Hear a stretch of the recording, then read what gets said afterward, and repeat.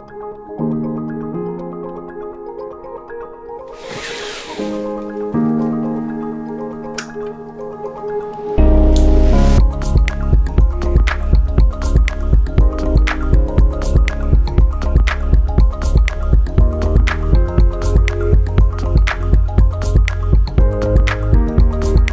have a fondness for H Moser and Company. Their watches speak to my ambivalence about luxury goods. I have a lot of respect for fine watchmaking, traditional engineering, and craft, and also, lighten the fuck up, everyone. Luxury watches are absurd. Moser's work makes me think that the people behind the brand feel about the same as me. I think this new Heritage Dual Time has some of those elements which show that Moser irreverence and reverence for watchmaking and watch design.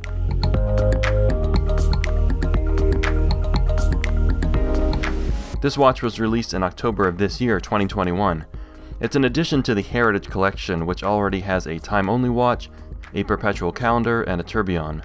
This is the first dual-time watch in the Heritage Collection, and from what I can tell, it's the only dual-time watch Moser currently makes, though I expect that will change. I hope so, at least. I think the ability to track a second time zone is my favorite complication.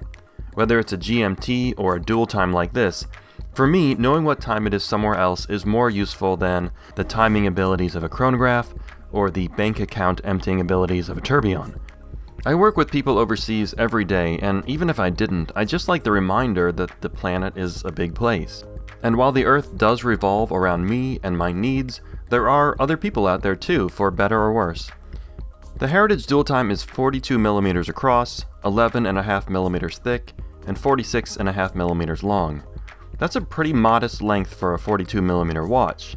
The lug spacing is 22mm and the watch comes on a kudu leather strap. The case is steel and has 30 meters of water resistance.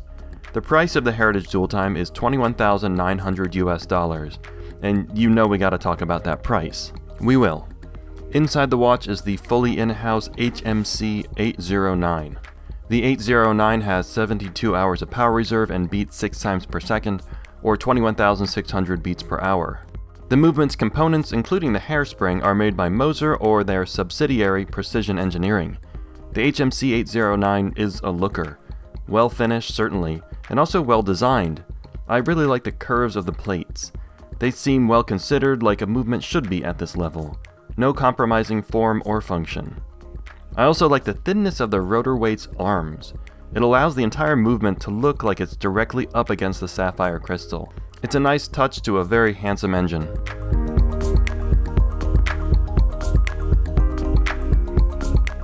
As for the other crystal, there's a lot going on underneath this one too. The whole watch is styled after early pre-war pilot watches, which were converted from pocket watches. That's where the large onion crown comes from, and the wire lugs, and this font is reminiscent of those watches from the 1930s. The numerals are large, highly legible, and heavily loomed for pilots flying at any time of day. It's an archaic look that I've never been totally sold on, whether it was a modern offering from Zenith or Patek Philippe. On those watches it seems kinda insincere, but on this Heritage Dual Time I like the look, and I think I like it because it doesn't seem like it's trying to be sincere. To me, it's not saying, I'm a serious 1930s pilot watch. Instead, I hear it saying, I'm having fun with a certain look. The dial might be the most obvious element that's a departure from those pilot watches. Moser calls this burgundy, I call it wine. It's a lovely shade. The dial has a metallic sunray finish and a fumé finish. Fumé means smoke, and that describes how the dial is darker towards the edges.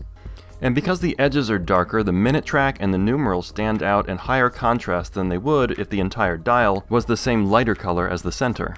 The numerals also stand out because, well, they stand out. These numerals are made of globolite, which is a ceramic material that has superluminova mixed in. So instead of loomed paint, these numerals are three-dimensional and glow. There's a date at 6 o'clock, which I much preferred to a 3 o'clock placement. It doesn't mess with the symmetry of the dial. To those of you who think a date ruins a watch, do you really think that, or do you just enjoy disapproving of things? Dates are useful, I think especially on a travel watch. And an interesting thing about this date is that it's set with the second time zone hand, or maybe the darker hand is the local hour hand. I'll show you what I mean. Setting the watch is pretty simple.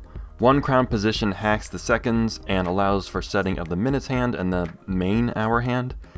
The other position allows for setting of the more subtle hand and the date. Is this how most dual time complications work? I don't actually know. Add a comment below if you have experience with watches like these. One cool thing is that because both hour hands are on 12-hour cycles, unlike a GMT hand, you can tuck one hand behind the other if you don't want or need to track a second time zone. The catch with a simple dual time watch like this is that you need to remember if the second time zone is in AM or PM. There's no day-night indicator on this watch. The Heritage dual time wears perfectly on my 7-inch wrist. That's about 18 centimeters. With a 46.5mm length, this 42mm diameter watch is highly wearable on wrists much smaller than mine. The length and the shape of the lugs make that possible. The wire lugs actually extend past the bottom of the case. That provides a very stable and comfortable feel. And the leather strap helps with that too. Very supple and an unexpectedly good color for this dial. I never would have put gray with this burgundy, but it works. The strap is made of leather from a kudu, an animal which can run 60 miles per hour, which I guess is not fast enough. I've been wearing this watch for a few days now, and I'm sorry to say, I adore it. I'm sorry to say it because this thing costs $22,000. That's pretty in line with Moser prices, maybe a little high. The Streamliner Center Seconds has a full bracelet and better water resistance, and costs, or costed, the same, though it doesn't have a dual time complication. There's no justifying luxury watch prices, and thus, they're totally justified. At a certain point, you don't buy a fine watch for functionality or durability, you buy it because it represents something meaningful to you. Maybe that meaningful thing is simply that you have a lot of cash. That's fine, enjoy your life. Or maybe what's meaningful to you is the craft of fine watchmaking, or tradition, or thoughtful design. In this watch, what I find meaningful is a philosophy that seems to match my own feelings about luxury timepieces. Watches are silly, watches are dumb, watches are beautiful. Give me all the watches.